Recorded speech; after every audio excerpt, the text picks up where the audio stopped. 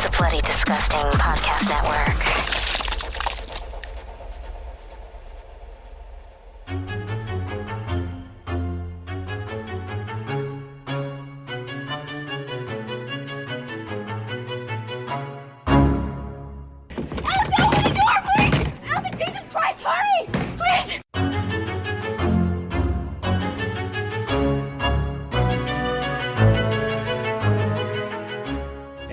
Welcome back to Horror Queers. We're talking couples seeking refuge from a storm in a dark house full of sexually deviant, possibly homicidal queer people. But we're not talking about the Rocky Horror Picture Show. And I'm Joe. And I'm Trace. And we're talking forcing a bunch of women back into the closet. So much closets in this movie. So many closets in this movie. We are talking James Whale's 1932 classic film, The Old Dark House. And I just do want to clarify, James Whale's 1932 film. We are not talking the William Castle remake from 1963. Although I do want to see it now, having seen this original film. Apparently, it's more comedic and therefore not as good. Yeah, and I kind of looked through the plot summary. It's a bit different, and it was not well received upon its release, but I'm not gonna lie, I could watch something that's kind of leans heavier into, like, the schlock factor, you know? We already have this really quote-unquote classy version from 32, so why not give us something that's William Castle-y? Well, I mean, that's what William Castle did, right? He schlocked things up and he gave them gimmicks. That's true.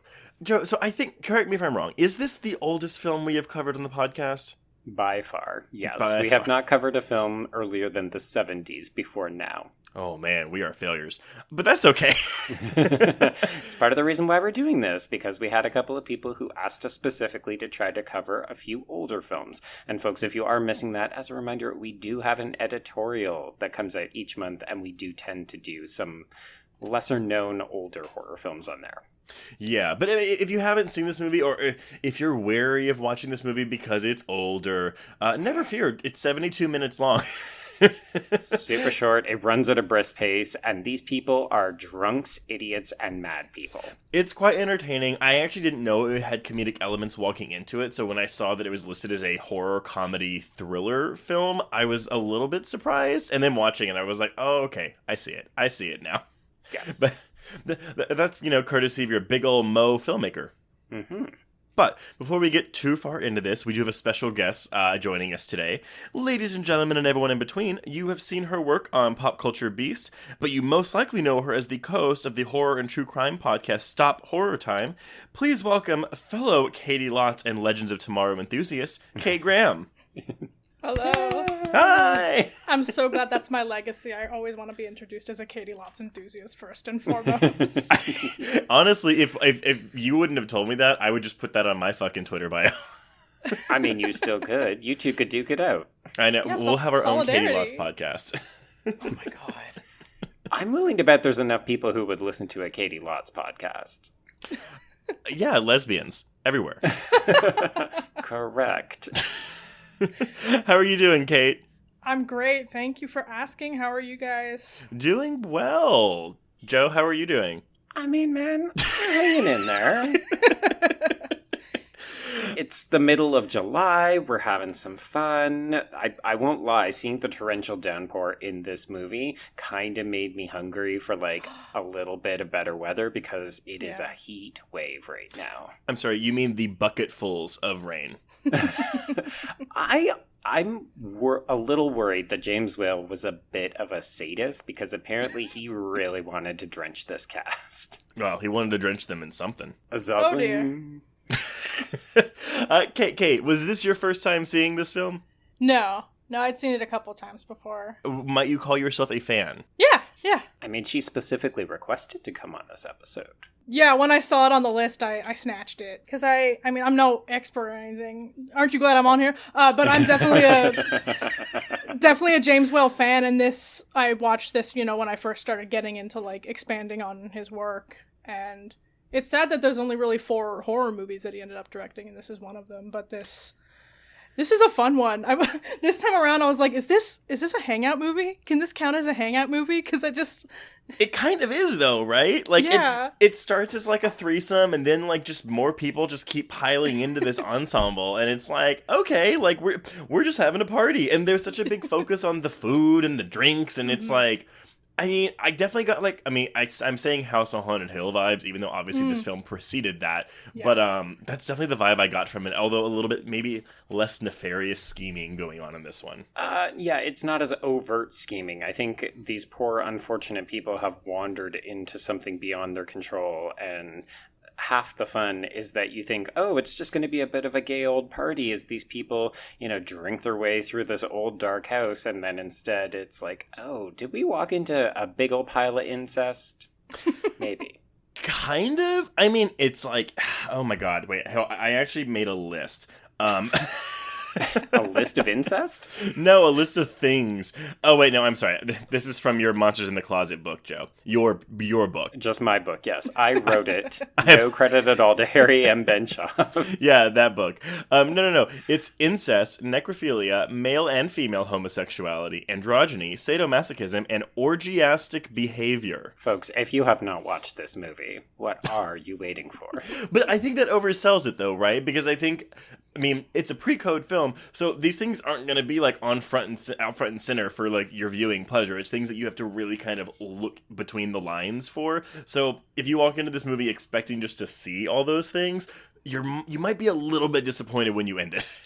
Yeah, and even the stuff that is there, and it's rampant, but this is still part of the era of where like the representation that you do see is usually in the villains or the monsters. Mm-hmm. And then even what I think that same book, Joe, that we were talking about referenced how like even if the heroes showed any of those tendencies by the end, they're still kind of shoehorned into the heterosexuality they're supposed to be in. Oh, yes. Yeah, you can experiment with things, particularly in this time period, like horror films and melodramas were very good at letting characters out of the sandbox and into more deviant, non-gender norm behavior, as long as by the end of the movie they were either back in the sandbox or they had been punished. And that's kind of the case with this film, but you can't blame Whale for trying.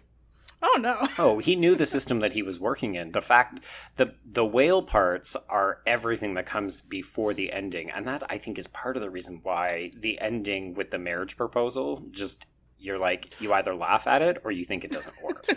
What's funny is, too, because we'll talk about it a bit more when we get to the reception of the film at the time, but yeah, that romance was always criticized in every single review that came out.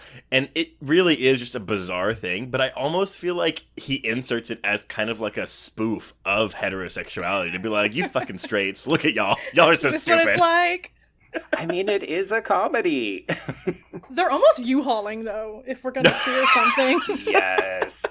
Like, we meet, we instantly fall in love, and we're already picking out the U-Haul the next day, right? I will confess, and y'all are going to laugh at me, so I was such a bad horror fan, because again, like I born in the late 80s, and I didn't really do my homework when it came to watching horror films until really my late 20s.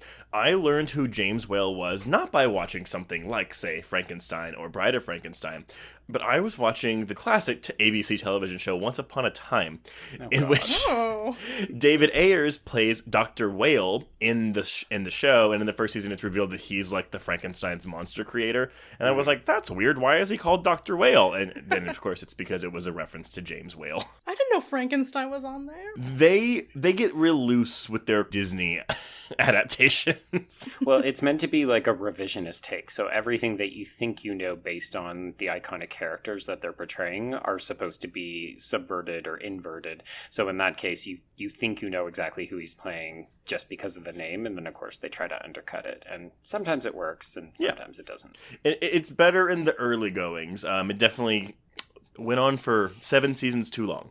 Yeah, should have been a one and done. Yeah, it should have been.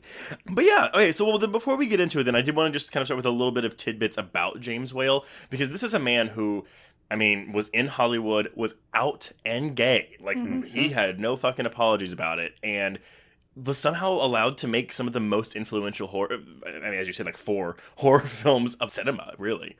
So Basically, before he got into film, he was an officer during World War I, was captured on the Western Front, and spent over a year as a POW. During this time, he discovered that he had a love of theater, as well as a knack for poker.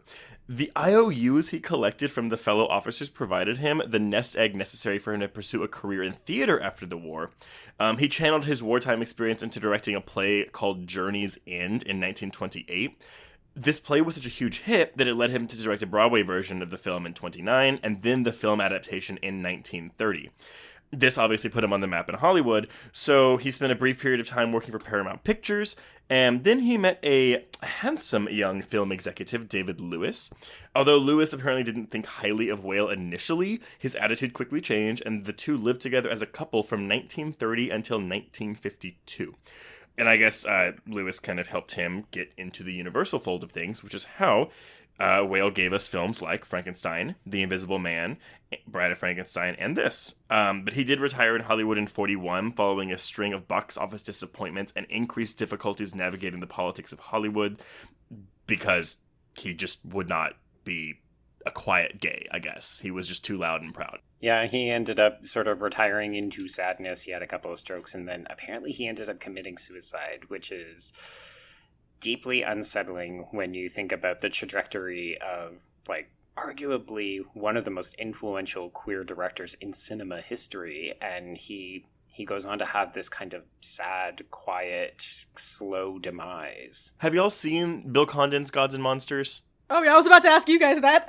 Well, Yes. so I haven't seen it, and I really want to. And honestly, I think I'm going to wait and watch it until we cover it for the podcast, because even though it's not a horror film, it's definitely something that, because it's about like James Whale's last days, and he's played by Ian McKellen, and I've heard it's wonderful. It's beautiful. It's heartbreaking because it's all about what you were just saying about kind of the sadness of his decline in his career and just living out his last decade or so. Although apparently it is quite fictionalized, so it's I'm not sure. historically accurate, in case people are like, oh, I'm just going to do the cheat sheet and watch this movie. Oh, no, for sure. It definitely works as a great intro, I think, though, because that was kind of my introduction to James Whale before I think I had seen, like, the first Frankenstein when I had gone Well, I think because, obviously they have someone playing Elsa Lanchester in the film. I think they recreate some scenes from Frankenstein and Bride of Frankenstein. Yeah, it's like flashbacks. Mm-hmm. But, I'm also just fascinated by that because Bill Condon was known for mostly directing Candyman 2, and then he brings out Gods and Monsters. Well, and then he went on to become super prestigious, and, now he's kind of doing his own prominent gay director thing. Yeah. Mm-hmm, for sure. So yeah, Whale had done Frankenstein before this. Obviously, it was a huge hit. He wouldn't do Bride of Frankenstein until 1935. So in between those films, he worked on The Old Dark House. This film is an adaptation of the novel Benighted, written by J.B. Priestley. That novel, apparently this follows the plot of that novel very, very closely, but the book is more about post-World War I disillusionment. Maybe I'm wrong. I don't really get a lot of that from this film, because I think Whale's interested in other things. Yeah, there's a touch of it in the conversation between Penderel and Porterhouse when they're talking about how Porterhouse got rich because they both served, and like one of them is poor and one of them is rich. Gotcha. The only thing that the screenplay, which was written by R.C. Sheriff and Ben Levy, really added was that they added a significant level of comedy to the story, which I did find quite a bit of this very funny, mostly from Ava Moore's Rebecca character, who is kind of delightful to me. You didn't like Horace? Oh no, I like Horace, but you know me and a good bitch. I must say though, I am surprised he didn't cast someone like Una O'Connor, who plays kind of like the same type of character in his Invisible Man and Bride of Frankenstein films, but I'm wondering if he just hadn't met her yet. It's entirely possible. Well, I'm curious, Kate, because you said you're a big fan of this film and you've seen Whale's other movies. So I'll confess I've only seen Bride of Frankenstein. And Oh, okay. Have I seen Frankenstein? I will vouch for Invisible Man. It's my favorite one of those Universal movies. Yeah, same. It's my favorite Whale. It's my favorite Universal. It's mean, too. It's mean as fuck. He's a dick. He's not like this misunderstood monster. He's just a dick. He is. And what's interesting is I'm fairly certain that The Invisible Man has the highest body count in all those Universal monster films, which is ironic considering he's, quote unquote, just a man. Yeah, he derails a train. There's no going up against that. I mean, I feel like that is the narrative of like most of these films, right? Is that we've got characters who are just absolute dicks to one another, and that's where the conflict comes from. Mm-hmm. Oh yeah, everyone's so bitchy in this to each other from the get-go. Even the couple that you see is just bickering while their friend sleeps in the back while Pemberley's just like, anyway. Well, and that's really the first subversion of your typical trope there, right? Yeah. Like, you know, you expect your heterosexual couple, which is great, and then they reveal that they have another man in the backseat. Like, it's not sexual, but it's still kind of like, oh, okay, we're going there. Yeah, this throuple traveling around the Welsh countryside. I will confess, I thought Pendrell was, like, gonna be dead at some point, but this isn't really that kind of movie. No, there's actually only one person who dies in this entire movie, and it's exactly who you think it'll be. Well, it's the villain of the piece. The villain you don't even know exists until 2/3 of the way through the film. Yeah. I did read I think I was in Whale's biography that Penderley dies in the book originally, and they changed it. Maybe Really? that's probably the big change they did to like give him a straight relationship. Yeah. Like, we can't have Gladys just sitting over here doing nothing. We got to give her a man. Yes. So yes, this film comes out October 20th, 1932, released by Universal Pictures with a runtime of 72 minutes and a budget of supposedly $250,000, which I'm not going to play with inflation, but that's probably a lot of money today. Yeah. The reviews for the film, so it's 100% on Rotten Tomatoes right now with a 7 out of 10 on Letterboxd, but originally the film kind of got a mixed release and really mixed reception and really bad word of mouth. In the United States, Variety and the Hollywood Filmograph gave it negative reviews. It was called a somewhat inane picture. It did good box office the first week, but then the negative word of mouth just kind of tanked it. The audience turnout dropped to less than half its second week. The film was pulled after just 10 days. It did kind of better in London, but it still wasn't really a big hit.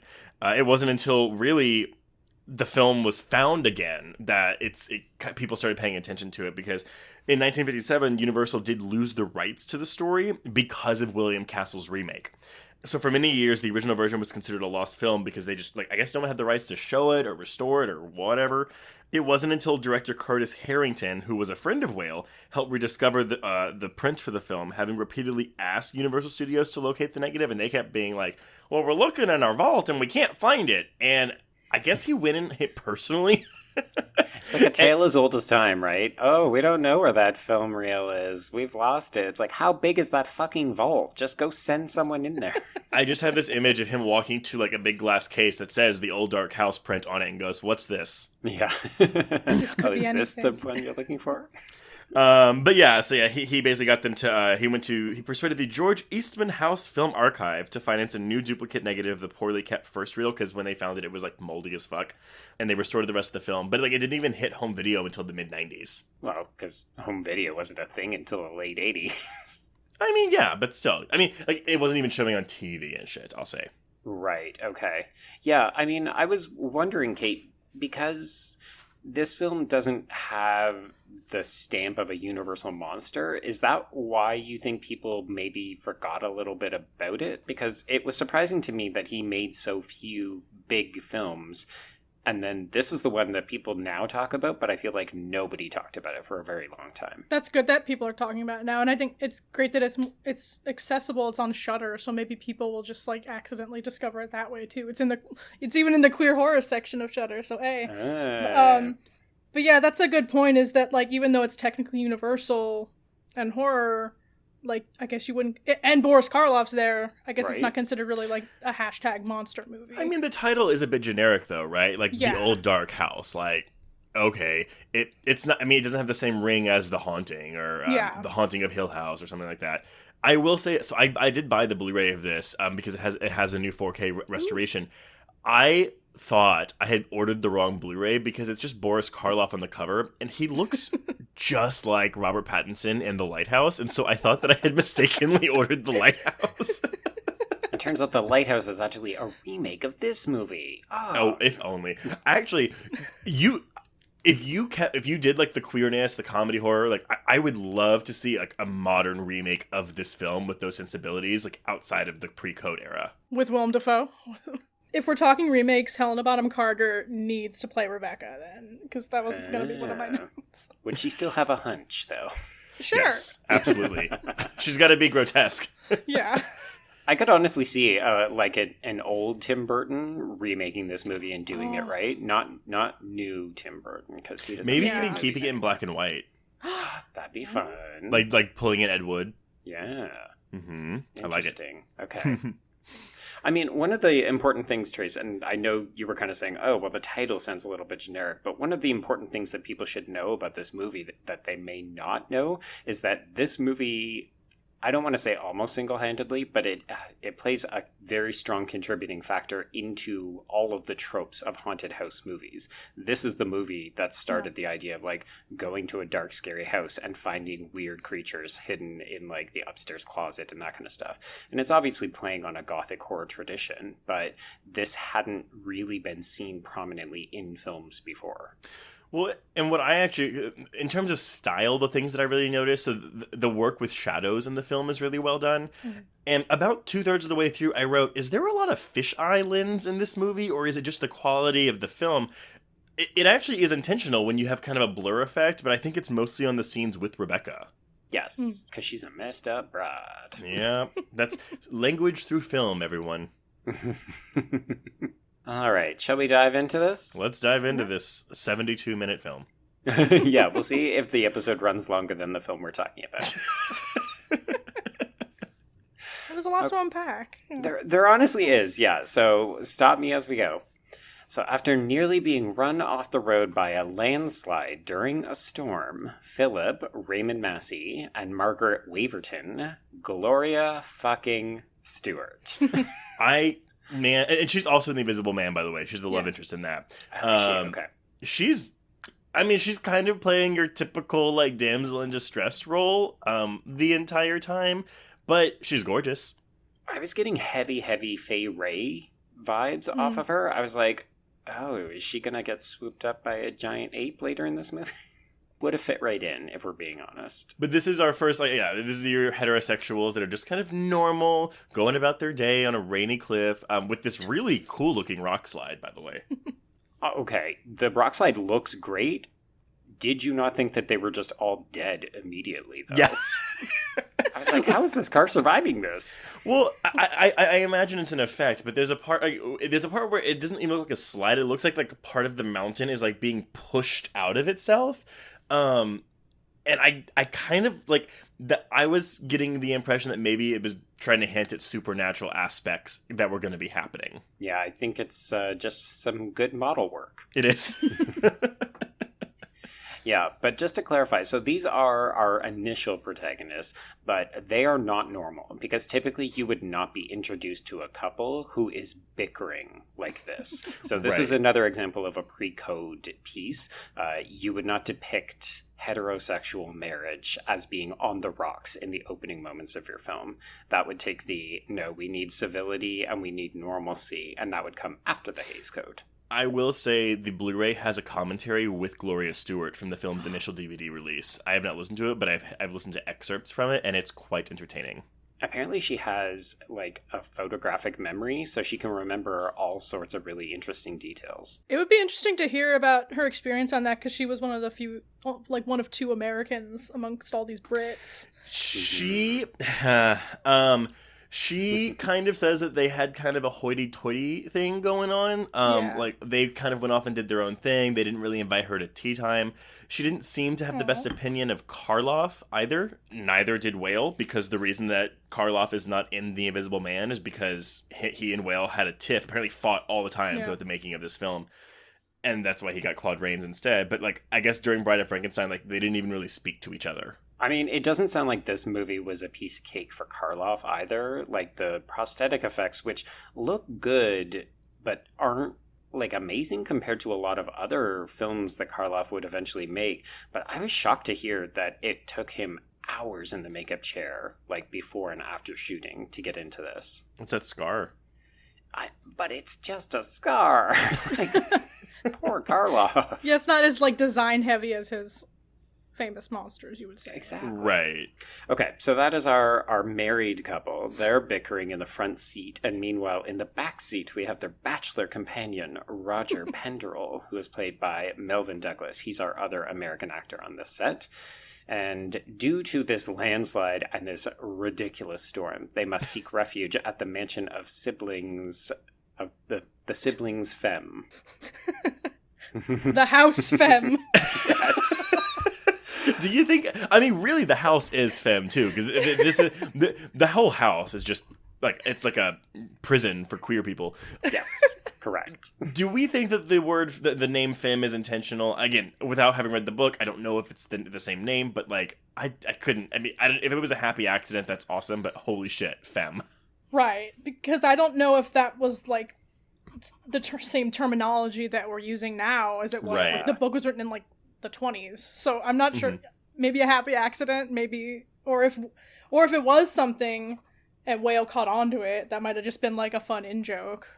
Yeah, I'm also not sure, but if you read the excerpt on this film in Harry M. Benshoff's book, he does suggest that they knew that it was like a double entendre for the queer community. Okay. So I don't know if that's him projecting back from the 90s when he wrote Monsters in the Closet, but he seems to think that Femm is like a wink, wink, nudge, nudge.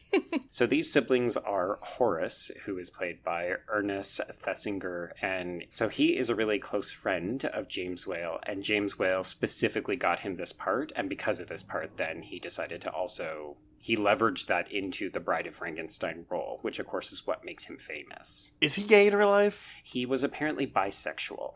Okay. But he was like a noted dandy bisexual. Like he would walk into parties and be like, "Who wants a good Rogering?" Oh, all right, let's talk about these siblings, because what I'm immediately struck by, of course, is this. You have the brother who is very effeminate, and then you have the sister who is not effeminate. She is like the definition of Butch Dyke. Yes. So this is Rebecca. She's played by Ava Moore. So what do we think of Rebecca? Trace, you said you love her. Kate, what do you think? I'm obsessed. I love how mean she is. I love how she... And one of the things to unpack in this is if we're reading her as deeply, deeply closeted, because she is like by far the most prudish of all of them, but is also just like watching Gloria Stewart change, and while she's watching her change, she's being like, all you think about is your sexy legs and everything, and it's like, okay, so what's is there something you want to say? But she just keeps talking about all the impure things that were happening in the house and like thumping her Bible and everything. So there's definitely a lot of repression going on there. Oh, yes. Hence the bitchiness. Yeah. I like that, though, because, I mean, and again, this is just from personal experience, but, you tend to find that someone who's queer who is repressing it or has like severe internalized homophobia because of how they were brought up, with, being told that queer is wrong, blah, blah, blah, blah, blah, they tend to be the most prudish of the two, right? Like, they have to put these, like, really strict views on others, not even just in terms of queerness, but just in sexuality in general, you can't, sex is bad, you can't do this, that's what the foundation of America has been built on. Yeah. To the point in this film that it's like beds equal sex equals sin. No beds! No beds! I love all the cutaways to her face every time her brother says something. Like he's like, I like gin, and she's like, rah! She just keeps making all these sounds and these faces, and I'm like, I'm living for you, bitch. She's wearing like Romany attire, at least what it looks like to me. So I remember when I first watched this film, I thought that Horace was a butler because of the way that he's dressed. And then I thought that she was kind of a fortune teller, sort of traveling. Like they found each other on Craigslist, Yeah, like these two are so different. But yeah, there's definitely a hint of a foreign Euro scare factor going on with Rebecca. Like, oh, she shouldn't be trusted because she's hunchy, she's repressed, she's religious, and also maybe a Romany? Maybe a Romany, maybe an incestor, maybe a murderer. I'm sorry, an incestor? An incestuous being? I don't know. She descended from the heavens to do incest. I can make up words, it's fine. An incestor. Oh, change dude. approved. I mean, the number of times that I have eaten my own tongue on this podcast and tried to pass it off like, yes, that's a word. What are you talking about? Okay, so they are seeking refuge at the House Femm, which, Pose, get on that. Dude, right? Clearly, those late 90s, women from the Bronx have not watched The Old Dark House.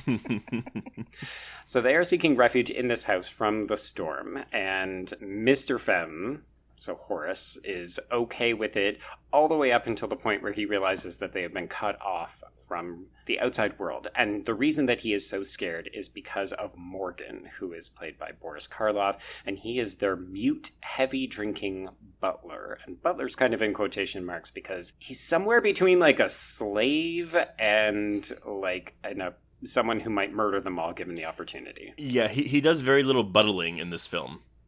Yeah, he basically presides over dinner, and then he flips the table later. Yeah, I think Karloff had some difficulties with this role because he didn't see the point in having a role where he didn't speak. Honestly, a lot of the stories about Karloff on this film are just reminding me of Wesley Snipes in Blade Trinity. But he's a very imposing presence, you know? Like, he looks so big compared to everyone else on screen. Yeah, which is shocking because apparently he's actually not that big in real life. Yeah, when I realized Bela Lugosi's taller than him, it kind of blew my mind. Right? He's like an inch taller than him. It's interesting how physical Karloff's performance is because by making him mute, you're acutely aware of the fact that he doesn't have a voice with which to use to like make his presence known. So he really is just hulking down throughout this movie, which is interesting. I mean, I kind of like it. The other interesting thing that I find about this is that we don't know anything about Morgan. No, I still don't know how. I mean, again, if we're saying that the House Femm is a house full of queers, I don't really know how much I love like associating queerness. I mean, his muteness, like it's a disability, you know, and so that's. I mean, it's queer in the literal sense as opposed to how we use it today.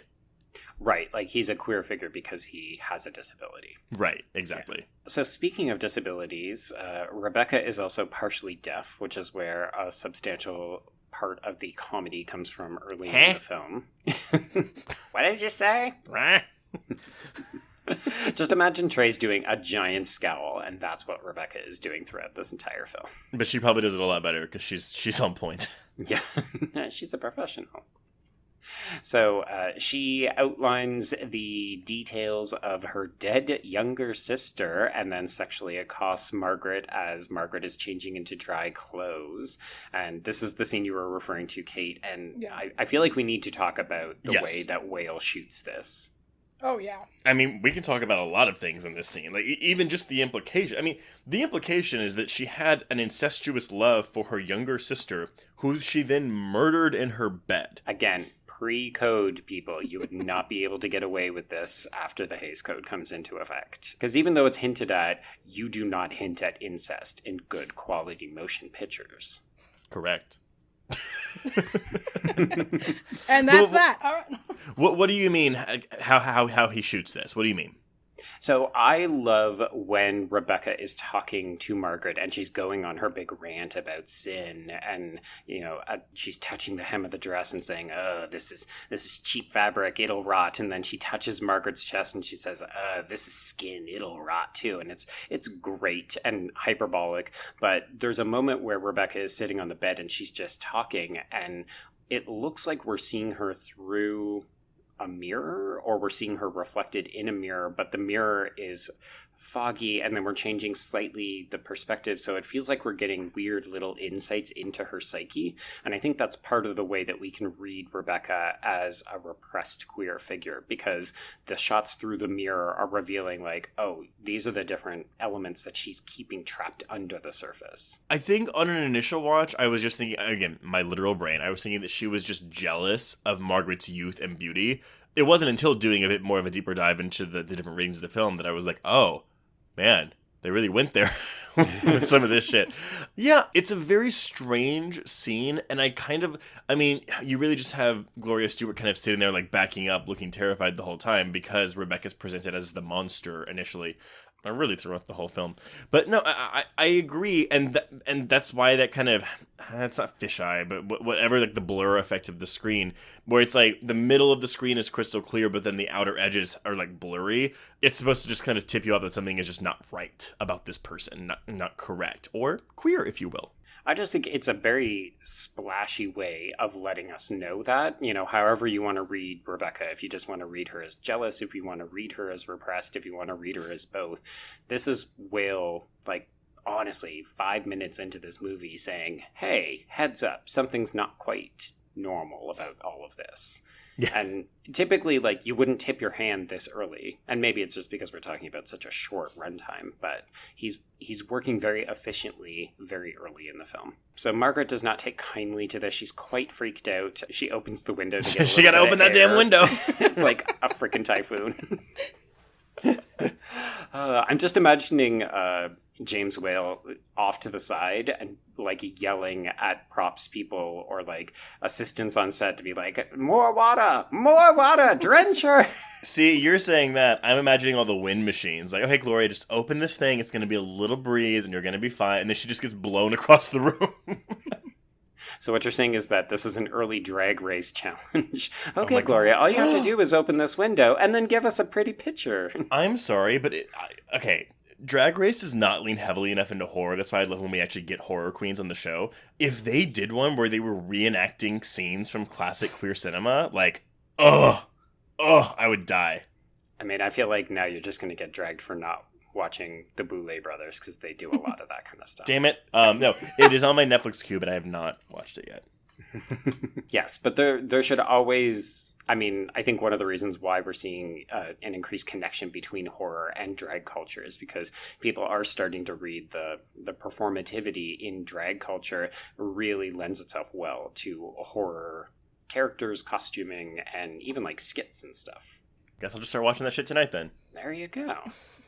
So, as dinner is served downstairs, the siblings Femm fight over the blessing before the dinner. And, of course, this is where we get Horace divulging all about his insatiable love for gin. And we get this connection between him and Roger, who had earlier said, oh, I would kill for a good gin. And you really start to get the inkling that, maybe these two might hook up before the end of this movie. Do potatoes have a significance at all? Because they are mentioned quite a bit. Yes, they are the main course at dinner along with roast beef, but I think I took it almost as a way to get people to shut up. These people just keep wanting to talk about the house and ask questions, and Horace is like, have a potato, stuff your mouth, bowl of carbs. Did you notice how Rebecca was eating where she's just inhaling all of her food? I think that was actually my favorite piece of physical comedy in this entire movie. Now I have to go back and look at that because I never noticed. Oh, it's almost like they sped her up because she looks like she's eating double or even triple time. And at one point the camera swings to somebody else's plate and they're literally just cutting pieces off the potato and it goes back to her and she's eaten half of her food. Yeah, it's like a bam bam. Well, I can't visualize it right now, but yeah, she's just fork mouth, fork mouth, fork mouth, fork mouth, fork mouth, fork mouth. Yeah. She's hoovering it for sure. Good for Yes. her. I mean, she's got a healthy appetite. Yeah. Can't blame her. If she can't be... Oh, I was going to get really crude there, so I'm just going to move on. I'm not gonna lie. It looked like a good meal, though. It all looked very... I'm also a sucker for, the one thing I love about Gothic horror films is, obviously, the production design, but this dining room, I'm just like, oh, I want that table. I want that table so bad. Mm-hmm. That table is giant. Mm-hmm. And the giant fireplace. Yes. Yeah. Admittedly, the ground floor of this house actually looked pretty good. I don't get a good sense of the upstairs, because I don't understand how the geography works of the upper landing and where the bedrooms are and where the next set of stairs would hypothetically be. Mostly because I don't think they actually built it. Well, I don't think they actually built any of the other parts of the house. I think they just did the downstairs and then a bedroom. Mm-hmm. But it's the downstairs is gorgeous. Yeah, so they have this dinner, and it seems like it's all going well, and then more people knock at the door, and we get another pair of wet travelers, and our newbies are portly William Porterhouse, played by Charles Laughton, and Chipper Gladys, who is played by Lillian Bond. So he's your other queer connection, because he's bisexual, but he was married to Elsa Lanchester, who, of course, played the Bride of Frankenstein. Yes, in real life, yeah. Wait, Yes. Charles Laughton was bisexual? Mm-hmm. Yeah, so apparently he was very publicly, I think a lot of people assume that they had a marriage of convenience and that they were both queer, but it definitely seems like he was a a very confirmed bisexual, and he was Well, quite open about it. And of course, I mean, you know how important it is to have kids. They never had children, and people always assumed it was because he was, the whole marriage of convenience thing. But he actually came out publicly and said no. I mean, I think no, in her biography. I'm sorry, she wrote her autobiography. She had a botched abortion when she was doing like burlesque shows before she like went into like film acting, and that's why she couldn't have kids. Dang. One other notable thing is that Charles Laughton directed only one single film in his entire career. It is Night of the Hunter, which is arguably one of the most significant American films of all time. So if people haven't seen it, it's absolutely gorgeous film noir. Trace, I know, I was like, you just said the word. Yeah, but here's the thing. It features probably one of the most sinister characters ever, because it's basically about a man who marries women and then kills them off so that he can collect their inheritance. Okay. And so he does this, like, the film opens with him like driving super happy because he just murdered a woman and collected all of her money, and then he meets a new woman and he immediately plots to move in on her, and her kids don't like him, so he basically kills her and then plots to kill them because only they know where the money is. So the whole movie is him trying to murder a pair of children. Didn't they just announce a remake for that too? They did, yeah. Okay, yeah. I'd never heard of it until that was announced, so guess I'll have to watch that shit too. Thanks. It's a terrifying performance. It's really good. Yeah, and like the film is a masterpiece of direction. So kudos to Charles Laughton. He's actually quite fun in this movie as well, although he's a bit of a cipher. Like, you don't quite know what to make of him. But that's important, though. He comes with this gorgeous woman who looks like Jennifer Goodwin. I'm not even gonna lie. But he has no interest in her sexually. So that way, when the romance between her and Pinderel comes into play, you expect there to be this kind of like jealousy between them, and there's not. The implication for me is that his character is also gay, but obviously that's not stated outright. You are right, because part of what's being done here is that the film, and I say film in quotation marks because, of course, this is, again, the pre-code and James Whale playing the system. So they have this excuse where after dinner, everybody's sitting around the fire, and Porterhouse literally talks about the reason that he got rich is because he used to have a wife, and then she died by suicide because she was bullied by rich people. And as a result, he decided to become rich and, mock them and so on. So that cues you to say, oh, well, he can't possibly be gay because he had a wife. Which, of course, we know that does not make you not gay or not queer. But it also, you're like, oh, okay, well, that's also a story, because why is he not interested in this woman? Why is he hiring her? Sure, he could be lonely. This is the double entendre, too, that you mentioned earlier, where he basically says he likes people to think he's ever so gay, which that double entendre was intentional. Right. And of course, if people don't know, old-timey gay means happy and having fun, but it also means gay. I think it still means that in Britain. Yes. Just like fag means cigarette, but that's weird. There you go. Oh, you Brits. What's up with you? Okay, so they're sitting around. Yeah, so we get a little bit more information. This is where we find out that Gladys is a bad chorus girl, but she's quite a good escort. Of course, they don't use that language, but the implication is there. This is another thing that would not pass in the post-Hays Code world. You can't just have a chorus girl candidly talking about being an escort.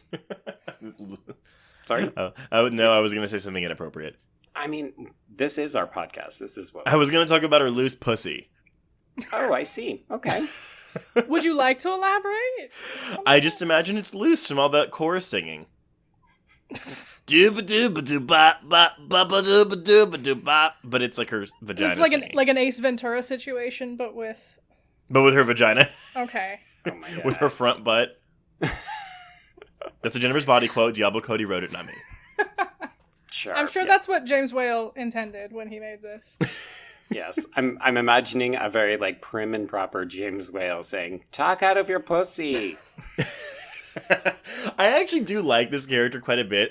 I find her, like, as much as I like Gloria Stewart in this film, this actress Lillian Bond, I find this character a bit more compelling because and maybe it's because she's essentially an escort or a prostitute, but she's just more, like she just has like a stronger will to me. She has more agency than Gloria Stewart's character, who's kind of just like, ugh.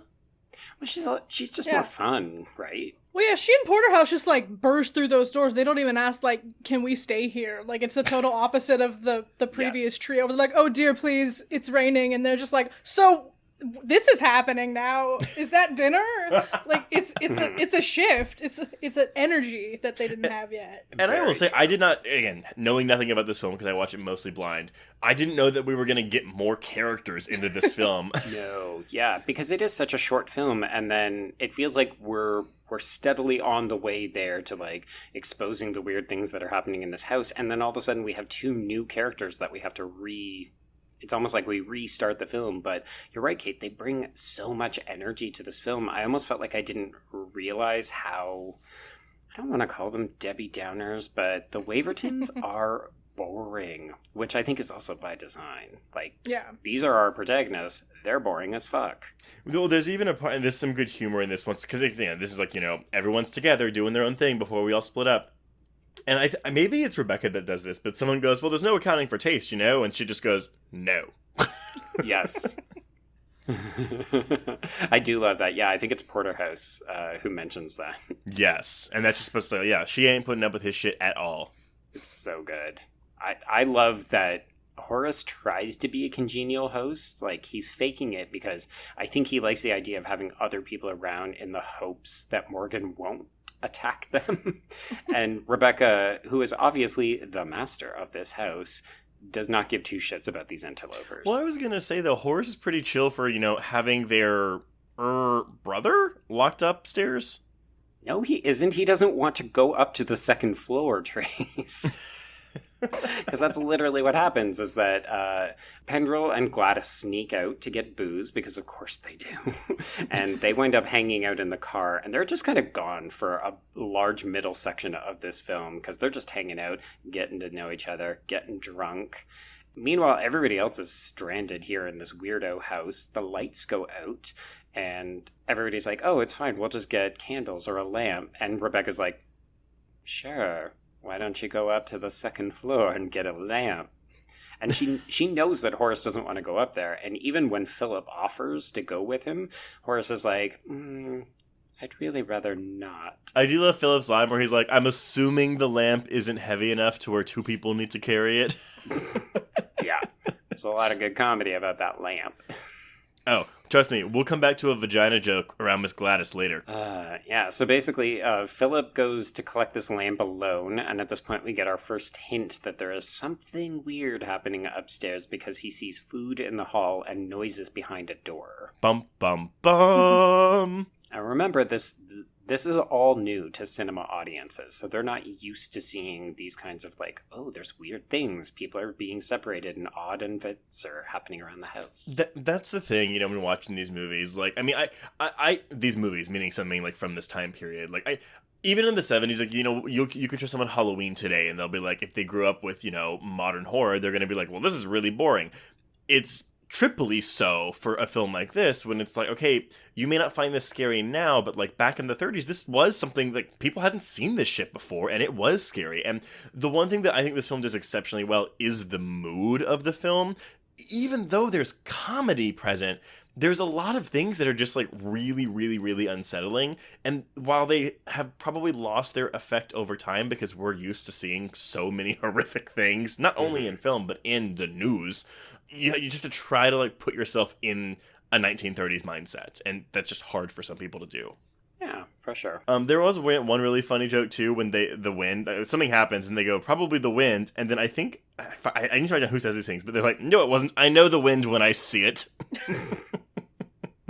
Yeah, I actually found that I was missing quite a few jokes, because they're not delivered like jokes in this film. Like, it treats itself almost like a horror film, but the dialogue is often quite whip smart, but it goes by quickly because they're not pausing to let you have a laugh. So a lot of the times I'd be like, did I just hear that? And then we've already moved on. Well, that's why I think, though, it's a film that would reward multiple viewings, because now that I know what's going on in the film, I can watch it and like catch these moments of comedy. But you're right, it's not like something today where it's like there's a joke and then the camera like holds Mhm. As if, yeah, it's waiting for the audience to laugh. Yeah, pause for laughter. Yeah. So Rebecca demands that Porterhouse go upstairs to close Margaret's window because, of course, the window has been open this whole time and presumably the room is almost flooded. So that means that Margaret is left alone downstairs. And at this point, she gets accosted by a drunk Morgan. And I won't lie, these scenes are a little bit uncomfortable to watch even in a contemporary setting because it's just so obviously this woman is here to be an object who will be threatened by a monster. Like, clearly something is not quite right with Morgan, and again, we don't get any insight as to what has gone on with him. I mean, I think the secret message of this film, Trace, just to go back to the book that you mentioned, not really seeing the connection, but I've read it as, oh, the regular people who stumble into this old dark house are the people who are like returning from the war front, and they think that they're all fine, and what they've come back to is actually madness and incest in a world turned upside down. And Morgan seems really reflective of that, where there's like a veneer of civility and normality, but the minute that you get locked inside with him during a storm and he gets a few drinks in him, shit gets real. They do very little to, like, avoid Morgan hitting the bottle. Like, the booze is just readily available for him. They're like, oh God, it's happening again. Like, Yeah. if he gets that violent... You know he's a problematic drunk. Maybe you should try to hide the bottle a little bit better. Oh, but Horace loves his gin so much. Yeah. I like a good gin too, but I mean, it also doesn't turn me into somebody who punches a window when I see a woman walk by it. I did love that scene. Gladys was not super bothered. I mean, she was bothered by it for a little bit, but then she was like totally fine. Yeah, it definitely seemed like she used it as an excuse to be like, okay, I'm a little bit startled, but oh, if this means I get to climb inside this car with this man now. Yeah, sure. she went to go. She needed to go fall on Pendrell's dick. More or less, yeah. That's what the implication is. Yes. So, meanwhile, Margaret's getting accosted, and this is when Philip returns with the lamp. So she runs up to Philip. He ends up trying to battle Morgan, but he's totally ineffectual because, of course, no commentary on masculinity in this film at all with how ineffectual Philip is. So he ends up throwing the lamp at Morgan, and this knocks Morgan out, and he's down for a little bit. I kind of like that, though. It's like the uselessness of heterosexuality. Like, your manliness, A, you're not manly, whatever that means. B, your straightness won't save you now.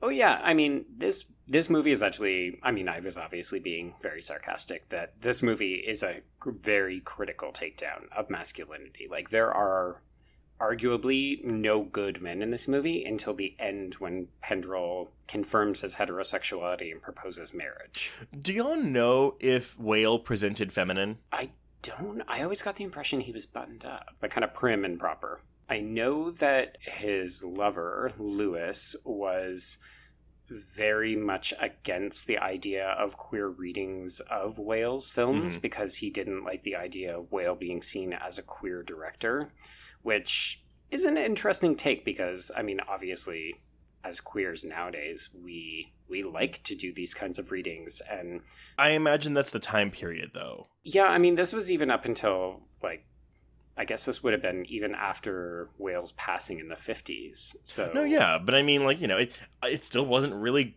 good to be out in Hollywood in the 70s, you know? Right. I took it as, like, he was trying to preserve Whale's integrity. Like, he was a director. He wasn't a queer director, which I can appreciate. And I do think it has something to do with the politics at the time. But I just thought it was a little bit funny because we can so easily see the queer elements in Whale's films. Like, even if he wasn't setting out to make queer films, it still does come out. That could just be from his passions and his, especially like his collaborations with Thesiger. Yes, thank you, with Thesiger, because like they hit it off right away and they communicated a lot of like shared like their kind of humor, so that might kind of present itself as queerness. You're right, Kay, because it's also just a matter of if you're a queer creator, even if you're intentionally injecting queerness in your film or not, like, there's still things that are probably queer that are going to get put into your film.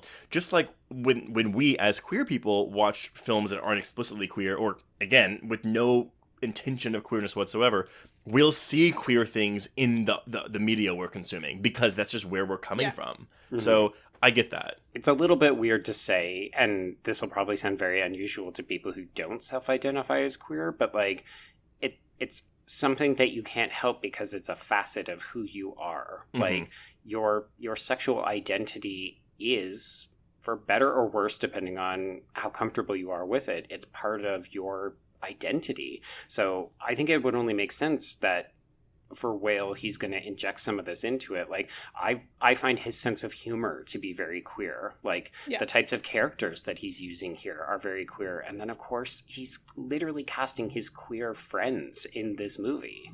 Mm-hmm. Like, I just can't help but think it's a very queer film as a result. And he would continue to use the same crew. Most of the people that worked on this also worked on his other 3 big horror films for Universal.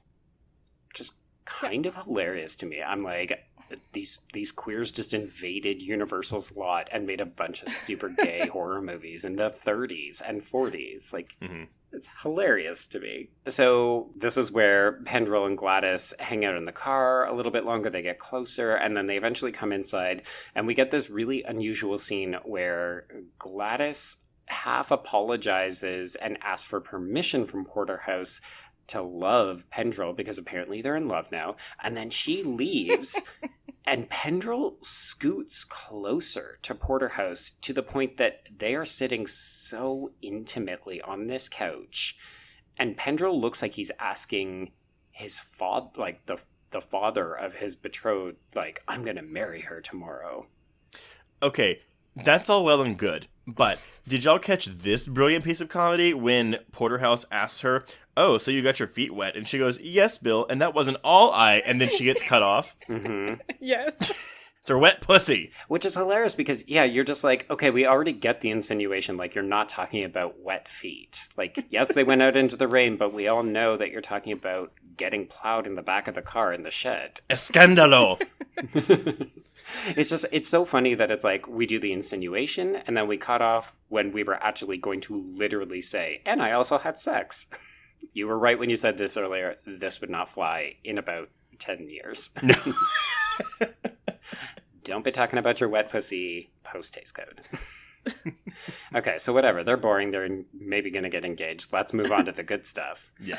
So upstairs, Philip and Margaret stumble upon, and we knew this because Rebecca mentioned earlier that their father was upstairs. So they go into this bedroom, and they come across Sir Roderick Femm, who is the patriarch of the house.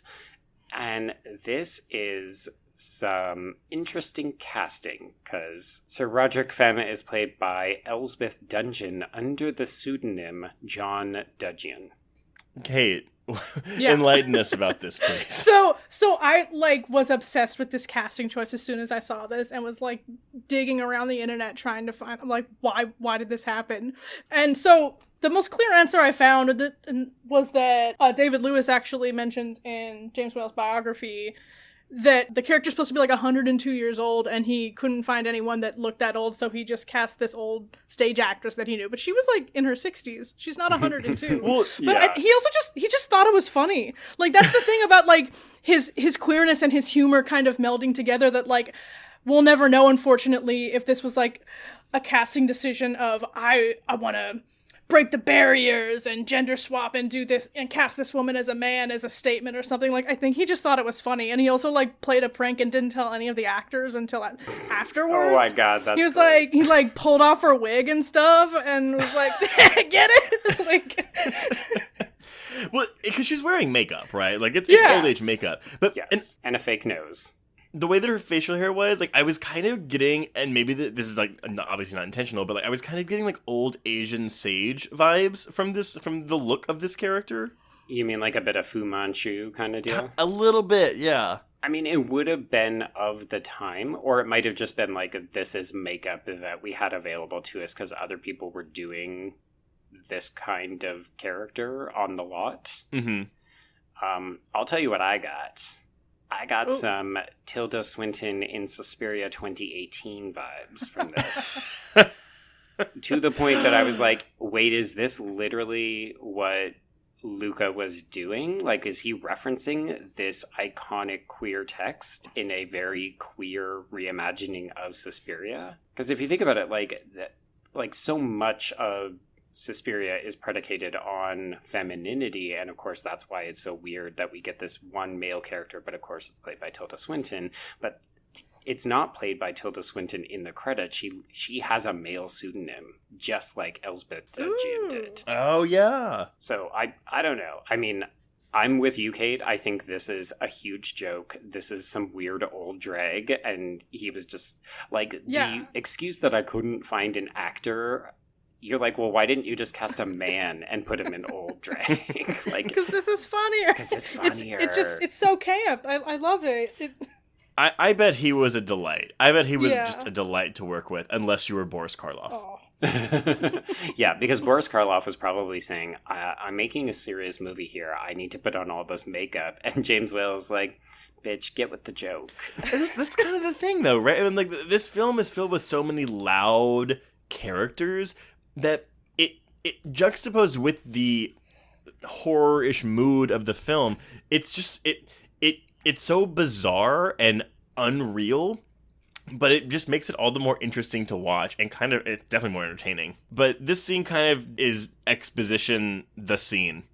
Oh, for sure, yeah. So this is where we learn that there's been a bunch of tragedies and madness that has befallen the family, and this is where we get our cue that there's one absent Femm family member, the eldest son, Saul, who is played by Brember Wills, who is locked upstairs, but will inevitably be set loose by Morgan if they don't prevent Morgan from doing so. So, at this point, Philip and Margaret, they race downstairs to warn the others, but of course it's already too late. And Morgan isn't quite done. He attempts to attack Margaret again, so Philip and Porterhouse have to wrestle him into the kitchen. I think half of my notes are from these last 15 minutes of the film. Like, it is insane. There's a lot that goes on, yeah. I love the reveal, though, because, like, Saul's hand comes down the rail, and then Morgan steps down, and while all of this is going on, Saul's hand just stays there for the entire, like, battle scene. To the point that I actually thought that it was a mistake and they had a prosthetic hand that they had accidentally left on the stairwell, because you see it and it's very clear and nothing happens. It's like the longest con in this movie. I think it might be what Kay was saying. I mean, like, because they didn't have to do that, but I bet Whale was just like, oh, that'd be kind of funny if he was just like, his hand was there the whole time and he was listening to all this happen. Yeah, he's just waiting to make his grand entrance, right?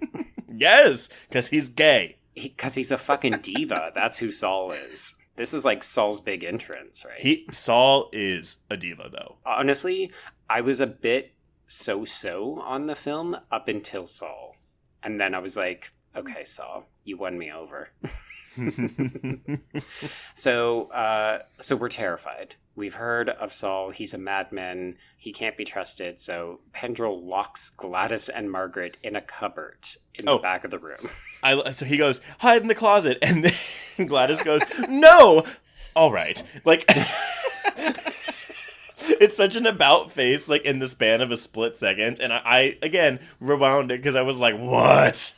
Yeah. I mean, Gladys I feel like her line delivery lines up better with the comedy than some of the other people's who maybe played a bit drier. When she does it, it's quite broad, and you can see, like, oh yes, this is comedy. I meant to laugh at this part. So they're in the cupboard, and Saul begins to creep downstairs. And at this point, it's just him and Pendrell for quite a lengthy period of time.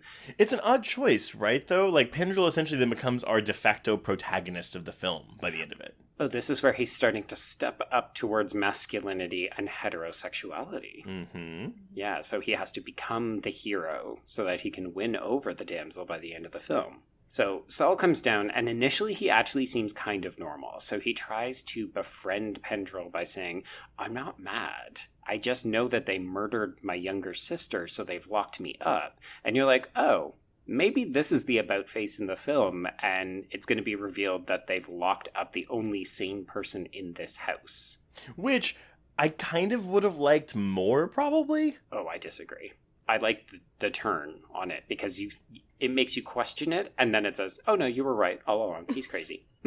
So the switch happens as soon as Saul finds out that the doors are locked, and at this point he picks up a knife from the table that's been overturned, because of course Morgan didn't go down without a fight when they hustled him out of the room. So he picks up a knife from the floor, and he begins to demand that Pendrell stay with him, so he doesn't want to be left alone. He wants this man. Now, watching this conversation, this is the best moment of suspense in the film for me. So we have Saul holding this big-ass knife. Like, it looks like an Arabian sword type thing. Mm-hmm. And while Pendrell is talking to him, he keeps putting his hand out. Like, further and further. Like, he almost wants to, like, grab Saul and, like, hold his hand. And I'm sitting there thinking, this guy's got a fucking knife, dude. Don't put your hand out. He's gonna stab it. Yeah, you keep waiting for him to get the knife in the hand, and he never does. It's quite satisfying as a, like, you think you know what's going to happen and you're waiting for it, and you wait for it, and then it doesn't happen. So that's nice. So Pendrell does eventually try to get away. He ends up falling back and sort of, like, right up against the fireplace, and this is when Saul throws the knife at his head. He then beats him with a chair, and then when Pendrell is kind of down for the count for a moment, he runs upstairs, Saul does, and he sets the curtains on fire, because of course he's also a pyromaniac. Gay chaos? I'll pull up our friend Benshoff. Basically just says, Benshoff goes on to say, Saul is best understood as a repressed homosexual as theorized by Freudian psychoanalysis, paranoid to the point of trying to eradicate the unacceptable object of desire, Pendrell. Saul and David, which is the biblical story that he goes on about for quite a bit, is one of the more homoerotic male couples in the Bible. I'm sure you have a lot of religious fanatics who would disagree with that statement, but it's true. I mean, I think it's interesting, too, that if you look at Morgan and Saul as a queer couple, which is how most people tend to read the end of the film, it's a little bit bittersweet in terms of, like, a kind of kill your gaze, but it also feels like a bit of a momentous moment. But it's fascinating to me that we get a sense that Saul is queer well before we get that impression from Morgan, because Morgan spends the entire movie pawing after Margaret. So I didn't read Morgan as a queer figure, like, outside of the queer sort of disability. He's odd, he's not normal in that sort of way. But it could explain the obsession of why he wants to free Saul, like why he's the only one that wants that and why they're afraid of that. Mm-hmm. Maybe that's why he drinks so much, because he's also repressing his own queerness with alcohol. Oh, absolutely. I agree 100% with both of you. I do think that it's just fascinating that we don't see Morgan as a queer figure until the end, and then we get to revise all of his actions from earlier in the film. Whereas Saul, it's like, he fucking slinks onto screen, and he's basically like, so, how are you? You're just like, oh, okay. Oh, it is kind of like an Eartha Kitt vibe, huh? I mean, again, this is pre-Eartha Kitt, but that's the vibe I'm getting from Saul. It's a little bit, like, he's very slinky and cat-like. I mean, the actor, Brember Wills, is, he's a bit of a shorter man, so he's also using his physicality in an interesting way. Like, the performance is primarily erudite because he's very well-spoken, unlike a lot of the other members of the Femm family who are kind of monosyllabic or they're clipped. Like Horace is, he speaks in kind of like witty little quips that you would expect. Whereas then we've got Saul, who seems very capable of stringing together a sentence or two, but he ends up being the most dangerous character out of all of them, which is interesting. So he has lit the second story on fire. Pendrell wakes up, he runs upstairs, they have another battle, they end up breaking through the banister and both falling over the edge, so they are now down for the count. There's a lot of people who get knocked out for brief periods of time in this movie. So Gladys and Margaret come out because they hear all of the commotion.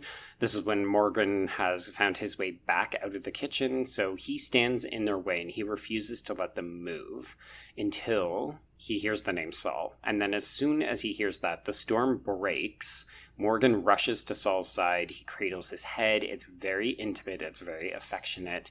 And it's almost sad. He picks up the body and he carries him upstairs soundlessly. That's the last we see of these characters. It's a sad ending for these characters. I mean, again, Saul is ostensibly the villain of the film, or at least that's how because again, he's your third act reveal. If you read them as queer, it's just this kind of like sad, forbidden love that can never be. You also wonder if maybe Morgan is mute not because of a natural disability, but maybe if he was made that way. Like someone hurt him to the point where he became mute. I actually read a piece as part of Gaily Dreadful's Pride columns. So it was C.H. Newell did a piece that talks about queer Gothic resistance, and he addresses some of the issues with masculinity in the film, and he ends up comparing this film to Rocky Horror Picture Show, which is why I made the joke off the top that it seems like Rocky Horror is actually very indebted to this movie. Mm-hmm. But he mentions, C.H. Newell does in part of the article, that he, Saul is this interesting character because his pyromania is almost used as a combative force against heteronormativity. So he wants to burn the family home down, like burning the Femm family with his queer flame. But he also ties Saul's imprisonment to Jane Eyre and Gothic horror. But then at the end, he says that Morgan's muteness may actually be it's the muting of queer sexual desire. So it's reflective of his inability to speak his truth about how he feels about Saul and who he really is. All right. Yeah. I can't put that any better. Yes, this is why sometimes the written word is helpful. Yay, books. Yay, books. Okay, so our villains are ostensibly vanquished, and all that we're left with now are our boring-ass heroes. So... Gladys cries because she realizes the Pendrell is still alive, and then but y'all got that connection, right? That he's alive, I tell you? Yeah. Trace, do you want to make it clear just in case people don't get it? Oh, I'm sorry. Gladys yelling, "He's alive, alive, I tell you," is, of course, a reference to Frankenstein, and Frankenstein himself can be viewed as a queer monster. But the difference is this is an inversion of that. What we have here is that Pendrell has been reborn into a heterosexual union with Gladys, who has then vowed to make him a quote-unquote useful person. Yep. Thank God he stepped his pussy up. So in the morning, Horace bids them goodbye, because, of course, even though all of this has happened, Rebecca has still not let them sleep in beds, so they all had to sleep in chairs. I did enjoy Horace's goodbye, so happy to meet you. Yeah, the way he just descends the stairs so casually, nothing happened that night. Well... Yeah, we haven't been through a traumatic incident together or anything. And also, what the fuck happened to Horace throughout the entire climax? He and Rebecca literally fuck off and they just leave these house guests to handle their brothers. Well, he's afraid. I mean, we know Horace is afraid of them. Rebecca, she just doesn't give a fuck. Yeah. I think Rebecca is literally I'll just come out and see, who's dead in the morning. She's in her bed. Yeah, she's probably off masturbating to images of Margaret. Or her dead sister. Yeah. Spin off. I mean, really, isn't this the Rebecca Gothic horror adaptation that we're really hoping for? Isn't she basically Mrs. Danvers? So yeah. I've read Rebecca. I had to read it for school, but I've never seen Hitchcock's film, and I cannot wait to cover it one day on this podcast. Oh. Aww. You know what? We're probably more likely to do the terrible... Well, maybe it won't be terrible. Maybe it'll be great, but there's a new one coming out on Netflix in the end of the year. Why wouldn't you do the Hitchcock one? Because we have a tendency to not do the good original. We do the terrible sequel or the awful remake instead. Yeah, so Horace gaily bids them adieu, have a great day, and woozy Pendrell proposes to Gladys. He honestly doesn't even look like he knows where he is. He's covered by head bandages, and... She's super excited, and meanwhile, Porterhouse is just snoring as if to undercut, oh God, this boring heterosexual love affair. Let me sleep through it. I mean, did y'all, buy any of this shit? He's known this woman for less than 12 hours.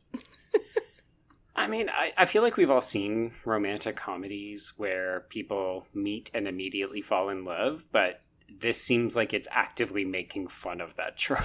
Yeah. Like you said, this is James Whale being I think this is what heterosexuality is, right?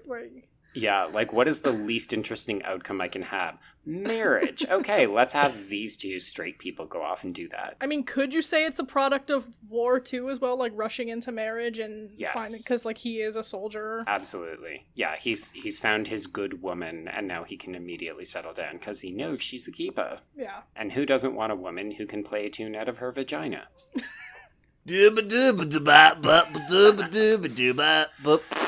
Oh, God. This is how we get canceled every week. I just am imagining that sound coming out of a vagina. I mean, you don't even know what a vagina looks like, so please tell us more. This is turning into a Family Guy joke or something. Very much so, yes. We have to cut away, but show the actual thing happening. Yeah. The vagina just has eyes and is doing like a skit on the stage. Oh, God. Sorry, James Whale. Yeah. He's like rolling over in his grave like, this is why I didn't want queer analysis of my goddamn films. It's okay. I'm editing this. I'll make us all sound real smart. Yes, make us sound reverent. We appreciate his sacrifices. And, Yes. okay, if we're being honest, though, I don't love the old Dark House. Like, I don't know that I would want to revisit it in the near future. Mm-hmm. But I do think it's a surprisingly fun and, like, it's a surprising film to me. Because I didn't expect that it was going to have this playfulness or this subversiveness. Yeah, it's by no means my favorite whale or anything, but it, like you were saying, it's just fun. It was fun to watch with the AC cranked and pretending it's cold out when it's not. And it's a hangout movie. Okay, well, I think that's going to close out this film. So, any lasting thoughts on it before we move into housekeeping? I guess just finding a way to talk about how we see ourselves in these things, these older films especially. There's a difference between like, oh yeah, I think that was great representation. It obviously isn't, and we talked about that. But I think with this, it's definitely more intentional of, like you were saying, with James Whale playing the system and, you know, finding ways to insert queerness into the narrative. Because there's a lot of horror films from the 30s with subtext like that, and it's always very like predatory or demonizing. Mm-hmm. Like that scene, the scene with Rebecca almost reminds me of Dracula's Daughter. If you've seen that, like, it's just, especially like rampant lesbianism in classic horror films. Like, it's always very predatory. And Oh, yeah. I guess I should just like reiterate that it's kind of just more important to point out and analyze like we have, and not just, I don't know what I'm trying to say. You can cut this out. Because I think the temptation is like, as modern viewers, and Trace, you hinted at this earlier, like, it's sometimes hard to appreciate what an older film is doing because you've seen the trajectory over history, right? So it doesn't always feel fresh. It doesn't always feel representative. But I think it's not just important to think about the context that a film was being made in, but also, like, if you were a closeted queer in this day and age, if you went to this film, you would see yourself represented on the screen. And hopefully you would be able to parcel out this idea that, oh, okay, well, if you're a lesbian in this world, then you must be predatory. And if you're gay, then you're either a killer, or you're mad, or you're Horus, who, you know, has no function. But it's important that I think these kinds of queer subtexts, they existed because you couldn't actually have, like, you couldn't make Pendrell gay in this movie because it just simply wouldn't get made. Like, it's a $200,000 film in 1932. This is a big budget film. I like the fact that, you know, we talk about how queer horror is having a moment right now, which I think is slightly disingenuous, because I think what it is that other people have finally caught up to where we've been for a long time. And it's like mainstream people are starting to recognize, oh, wow, queer horror, that's a thing. But, you know, we can go back to a movie that's almost 90 years old and say, here's a bunch of queer horror shit. Like, this is not a new thing. I'm even loath when the article to promote this episode comes on Bloody Disgusting, because as we've discussed many a time, people always like to say that we're reaching and blah, blah, blah. And I can guarantee that we're even going to get some people that have seen this film, but they're going to be like, y'all, it was the 30s. They were innocent. Y'all are just, nothing's really going, there's no subtext here. Y'all are reaching. It's like Poland. There were no gays in the 30s. What are you talking about? But that's the thing that we have to face. And also, look, that's why we don't cover a lot of old films on this podcast a lot. And that's something that we're trying to remedy by at least, doing one every now and then. Because y'all, for total transparency, they don't get as many listens. People don't tend to listen to our episodes on older films because they just don't want to do it. And now I'm kind of in the mindset where I'm like, fuck that. I don't care about the downloads anymore. I want to do this because knowing about queer history, it's like, you'll watch something on Drag Race and Derek Barry doesn't know what Stonewall was, So, oh, sweet baby guy. If you're going to be a queer horror fan, we're not here to gatekeep, but I think that exploring things pre-1970 is worthwhile, and that's something that honestly I haven't been good at in my life. And so I'm glad that we're doing this now, and that we're going to make a point to cover more films that are older, because while the films may not be as quote-unquote exciting or thrilling as something that comes out today, James Whale suffered for a lot of his life because he chose to live out and proud in the fucking 30s, 40s, and 50s. And I think it's important for all of us to know that and acknowledge that sacrifice that he made, because his life was that. I mean, it was great, and he gave us some great works of art, but it was also a sacrifice so that we could be where we are today, and that queer horror could be a thing like it is today. It makes me sad sometimes to think about, but I'm also like, imagine growing up living in that time period. It would be terrible. I'm sure in 100 years it'll be better for people now. They'll look back at us and be like, oh my God, in 2020, that must have been terrible to be out and gay. I mean, I hope that what'll happen is that in the future, people can look back on this time and be like, wow, look at the representation of trans characters. And we'll have moved that needle far enough that we can say, oh, wow, we've got like a bunch of fully fleshed out trans characters who can be both the heroes and the villains. And it doesn't have to be made a big deal of. But yeah, I mean, I love the idea of recognizing, because it doesn't sound like James Whale had a bad life. I'm sure he probably would have loved to have continued making movies, but he had a man who loved him and he didn't have to hide who he was. I'm sure that didn't mean that he had an easy life, though. And the fact that he could produce stellar text that we can watch 90 years later and still have a fucking blast talking about with a mercifully brief 70-minute runtime. Like, James Whale is living his best life in my eyes. Hell yeah. Okay, so now we've ended on that really happy note. There we go. A happy way to end. Well, no, and let's just say that's why it's good that I think you're using the platform to branch out into older horror, even if it might not get as many views. Like, yeah, I think that's a good thing. I think it's not that you don't get listens, no, but it's educational. I think that's something early on too. I was really afraid when we were programming stuff in the first 6 months of our existence. I was just like, I don't want to do that, because we did like one older film and it got like a fourth of the downloads is like something else that we've done. And so, but now I'm just like, I don't give a fuck. Like, let's do it. Love that. Yeah, the mission statement is to continue to try to broaden people's horizons and our own, to be honest. I mean, it's not like we program these films and it's like we've seen all of them. Sometimes we program them as an excuse to educate ourselves. And that's what this film was, because I knew I'd seen this movie come up on a bunch of lists of required queer horror viewing, and I was like, I've never even heard of that. Let's watch it. Let's do it, Yeah, because who's heard about the weird entry in James Whale's oeuvre, right? Like, this is the one that people don't talk about, and yet here we found it to be the queerest of them all. But lest y'all think that we're going to be doing old movies all the time, just wait till we tell you what we're doing next week, because it's a bit different. But before we announce what we're doing next week, Kate, do you have anything you want to plug? What are you doing? What's up with life? Sure. So I write for Pop Culture Beast, this website. I'm working on a thing about The Guest and its queerness right now, and about how David's a butch icon in it. Talk about reaching, but I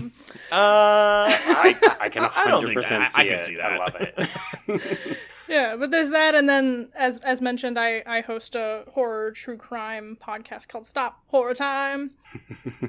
I love that name. Yeah. Yeah, my co-host Elle is great. They handle the true crime. I handle the films. We actually did Old Dark House on there, but I don't even remember what I said. So you can.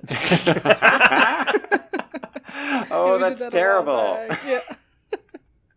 I'd asked you on for a different film if I had to know. What? No, I wanted to do this. No, I thought it was great that you were doing it. But yeah, so that you can find that at Horror Time Pod on Twitter. My personal Twitter is at Dyke Madden on Twitter. Yes. Love that too. It's become a brand. I'm the Gay Mafia. Nice. Well, thank you so much for joining us. I'm glad we got to do a film that you were really passionate about, you know. Oh, yeah. Whenever we pass these out to guests, and we're always like, hey, pick the one you like. Like, don't just do one because, like, you feel pigeonholed into doing a certain film that is, I don't know, representative of you or whatever. Yeah, unless I do the invite and then I'm like, hey, please do this movie. Yeah. But yeah, well, if you'd like to stay in touch with us, you can like our Horror Queers Facebook page or join our Horror Queers Facebook group. It's just called Horror Queers Group, so go ahead and come to our little shindig. Tweet us or follow us on Instagram at Horror Queers. Email us at horrorqueers@gmail.com.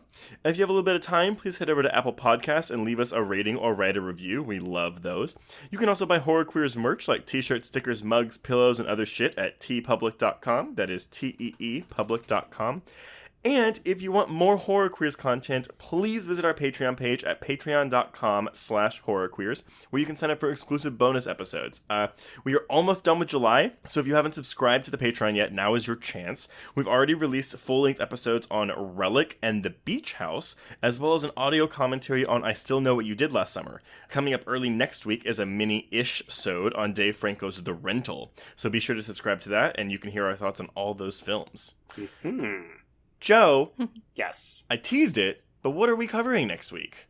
So we're covering another film that very few people have ever heard of. It's considered a classic, but it's a little bit obscure. So we're going to jump to 1985, and we're going to talk about Fright Night. Woo! Oh, yes. Because Chris Sarandon is a fucking spill out of the closet, holy shit, I'm gay character for me. Oh, those sweaters. The sweater game is immaculate. This is one of those films that was on AMC all the time when I was growing up, and it's one of the few horror films, along with 13 Ghosts, the remake, that my sister really, really, really liked, and so we would watch it every time it was on. She loved Evil Ed. It was really weird. Weird. But no, I'm super excited to talk about Fright Night. Again, like this movie, I feel like we have some big britches to fill because it's just such a seminal piece of queer horror, but we're going to try our darndest. Yeah, what better way to close out July? Amen. But until then, on that note, we can cross out the Old Dark House. Yes, and cross out Horror Queers.